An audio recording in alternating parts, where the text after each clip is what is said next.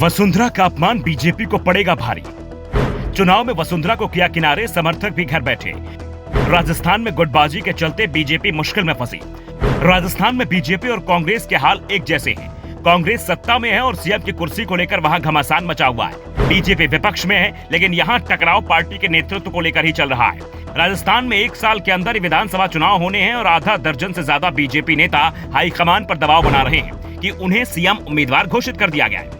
इस दौड़ में पूर्व सीएम वसुंधरा राजे सिंधिया सबसे आगे हैं, लेकिन हाईकमान वसुंधरा से आगे देखने के संकेत दे रहा है। साफ है, बीजेपी हाईकमान वसुंधरा की मांग मानने को तैयार नहीं है, तो दूसरी ओर वसुंधरा भी बीजेपी को झटके पर झटके दे रही है। इस समय राजस्थान की सरदार शहर विधानसभा सीट पर उपचुनाव हो रहा है। बीजेपी अध्यक्ष सतीश पुनिया तो चुनाव से पहले ही हार मानते दिख रहे हैं। सबसे बड़ा कारण चुनाव में वसुंधरा कैंप की गैर मौजूदगी को ही माना जा रहा है। बीजेपी ने उपचुनाव के लिए स्टार प्रचारकों की जो सूची जारी की, उसमें वसुंधरा का नाम तो रखा गया, लेकिन वसुंधरा अभी तक सरदार शहर में प्रचार करने नहीं आई है। सरदार शहर सीट पर 5 दिसंबर को वोटिंग होनी है और 8 दिसंबर को काउंटिंग होगी। प्रचार में सप्ताह भर का समय भी नहीं रह गया है, लेकिन बीजेपी के स्टार प्रचारकों ने चुनाव से दूरी बना रखी है।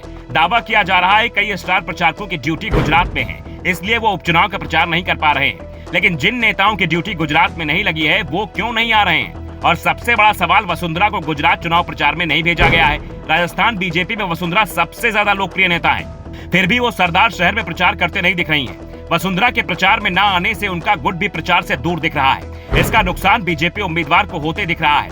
सरदार शहर सीट पर कांग्रेस ने भंवरलाल शर्मा के बेटे अनिल शर्मा को टिकट दिया है। उपचुनाव भंवरलाल शर्मा के निधन के कारण ही हो रहा है। ऐसे में अनिल शर्मा के लिए मतदाताओं के मन में सहानुभूति भी है। बीजेपी ने अशोक कुमार पिंचा को मैदान में उतारा है। क्षेत्र में उनका भी अच्छा खासा दबदबा है, लेकिन उनके पार्टी के नेताओं का ही साथ उन्हें नहीं मिल रहा है। दावा किया जा रहा है कि वसुंधरा राजे सिंधिया को ना तो प्रदेश संगठन बड़ी जिम्मेदारी देना चाहता है और ना ही हाईकमान से इस तरह का कोई निर्देश मिल रहा है। बीजेपी के प्रचार की कमान प्रदेश प्रभारी अरुण सिंह और प्रदेश अध्यक्ष सतीश पुनिया ने संभाल रखी है, जबकि वसुंधरा कैंप से जुड़े नेता पूरी तरह से गायब है, जिसके बाद बीजेपी के अंदर घमासान तेज हो गया है। बीजेपी के दिग्गज नेता गुलाब चंद कटारिया ने तो वसुंधरा समर्थकों को साफ साफ कह दिया है कि वो अपना रास्ता अलग देख लें। वैसे उन्होंने किसी का नाम तो नहीं लिया, लेकिन संकेत साफ दे दिया कि वो किसके बारे में कह रहे हैं। दरअसल वसुंधरा को रोकने के लिए राजस्थान में उनके विरोधी सभी गुटों ने हाथ मिला लिया है और दावा कर रहे हैं कि इस बार राजस्थान विधानसभा चुनाव पार्टी पीएम मोदी के चेहरे पर लड़ेगी। चुनाव के बाद सत्ता मिलने पर हाईकमान जिसे चाहेगा उसे सीएम पद मिलेगा और वसुंधरा को इस बात का एहसास है कि अगर चुनाव से पहले उन्हें सीएम उम्मीदवार घोषित नहीं किया गया, तो चुनाव के बाद उन्हें सीएम नहीं बनाया जाएगा।